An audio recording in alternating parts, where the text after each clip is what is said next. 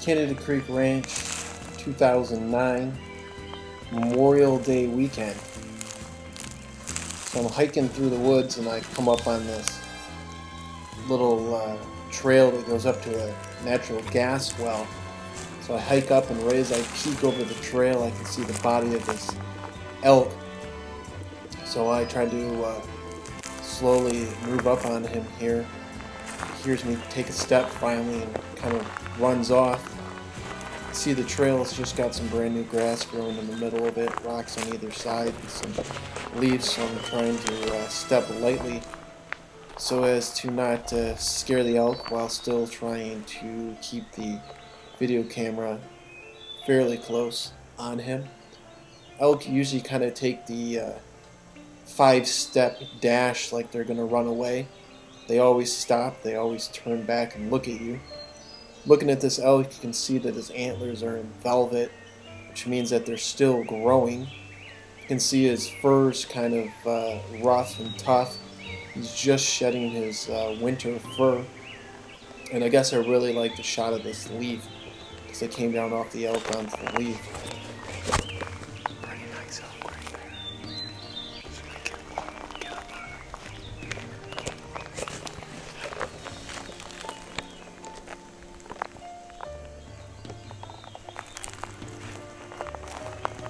So I'm walking slowly, trying to keep my head down as not to intimidate the animal. Hopefully he doesn't walk off any further than that. Don't want to step on any branches, make any snaps, so I'm kind of on my tippy toes, one foot over the other. Also trying to keep the camera in somewhat filming position. It's not very easy. I'm going to leave this running in real time so you can see that I actually am walking up on this animal, and I'm not using any fancy cut shots or walking and then filming later in some zoo. So alright, here we go. Hopefully we can walk up here and crest the top of this hill.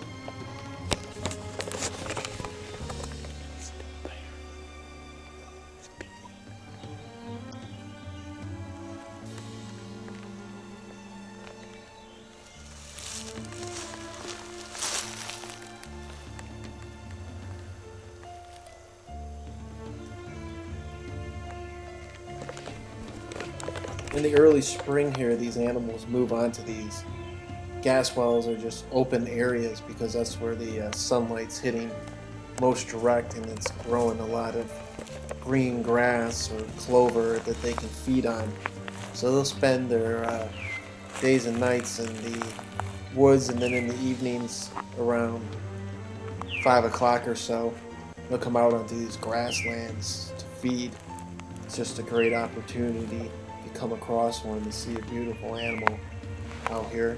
Wish that little gas yellow symbol wasn't there, but right there next to it you can see the wellhead that come up on the animal. Again, he's got direct eye contact on me.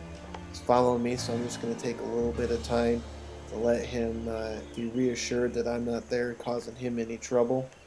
I'm just there the same way he's there.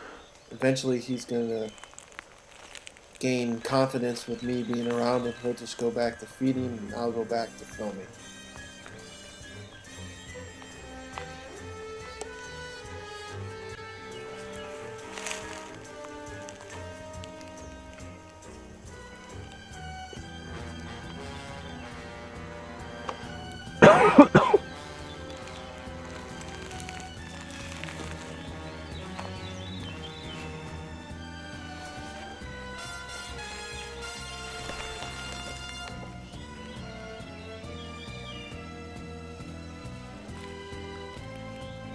So I'm standing here filming, I hear a snap or a crack in the woods, and I spin the camera over there, all of a sudden hear it sounds like an elk kind of coming from the woods to where we are, and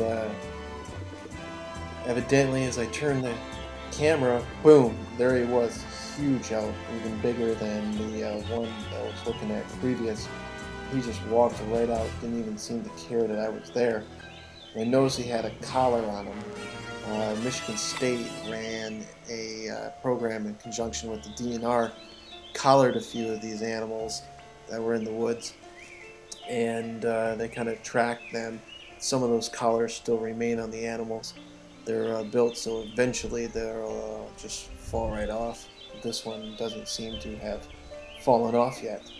You can see how mangled the fur is as their winter coat's coming on, and the new coat underneath is still developing. You can really see the antlers and how they're velvet. They're still sprouting, kind of grow like a fingernail. And the difference between antlers and horns is that horns are permanent to an animal. So a Texas Longhorn always has those horns, whereas an antler falls off. These will fall off in, we'll say, March, April area. So then they'll start growing again in early May, late May.